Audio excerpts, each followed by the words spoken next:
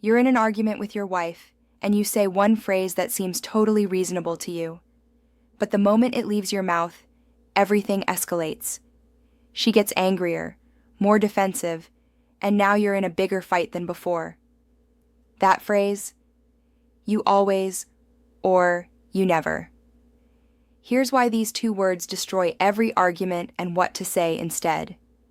When you say, you always do this, or you never listen to me, you think you're making a point about a pattern. But what your wife hears is an absolute character attack. You just took a specific issue and turned it into an indictment of who she is as a person. That's why the fight gets worse instantly. Here's what happens in her brain when you use always or never. First, she immediately starts thinking of exceptions. I don't always do that. What about last Tuesday?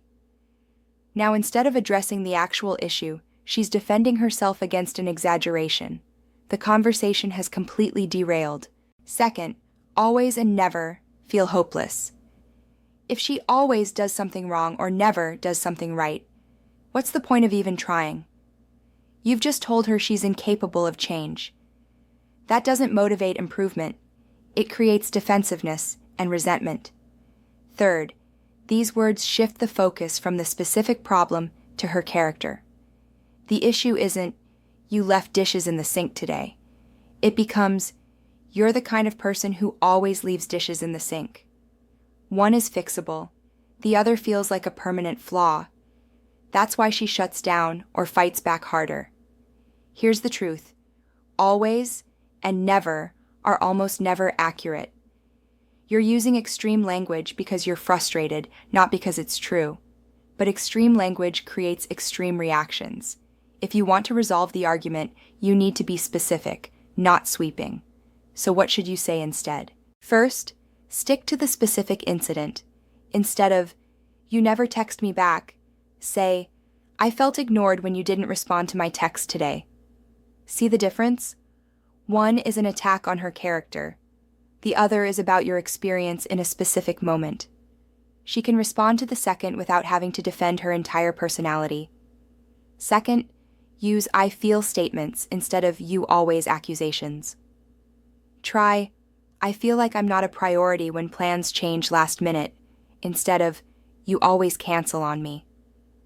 This focuses on your experience rather than making sweeping claims about her behavior. Third, acknowledge that this is a pattern without using absolute language. Say, this has happened a few times and it's bothering me, instead of, you always do this. You're still identifying the pattern, but you're not making it sound permanent or unchangeable. Here's what this looks like in practice. Old approach. You never help with the kids in the morning. New approach. I've felt overwhelmed the last few mornings handling the kids alone. Can we figure out a better system? One starts a fight, the other starts a conversation. Now let's talk about why men use always and never in the first place. Usually, it's because you've tried to address something multiple times and you're frustrated it keeps happening. Always and never feel like the only way to convey how big this problem feels to you. But here's the irony. Using those words makes it less likely the problem gets solved because now you're fighting about the exaggeration instead of the issue. Here's a better way to express that frustration.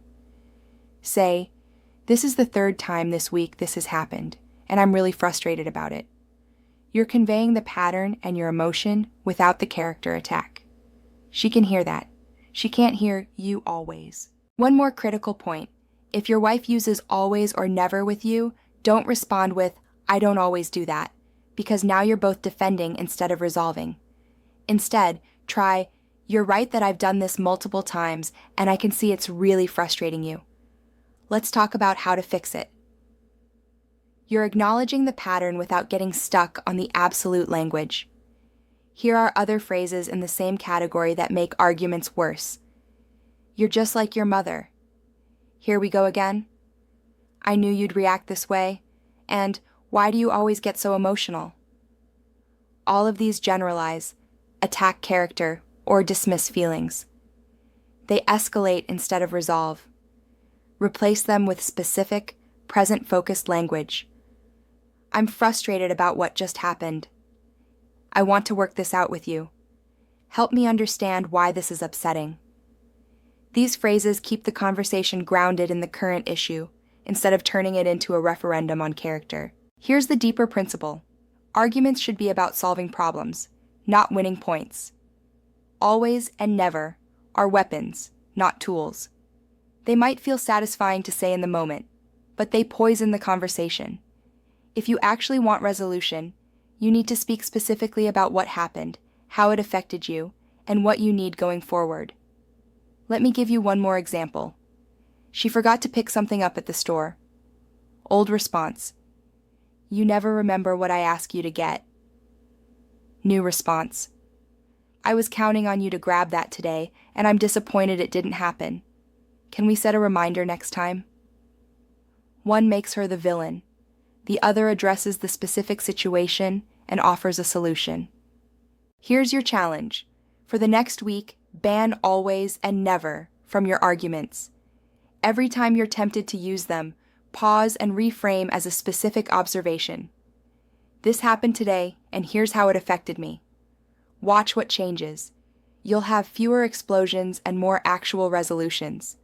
The strongest marriages aren't built on never disagreeing.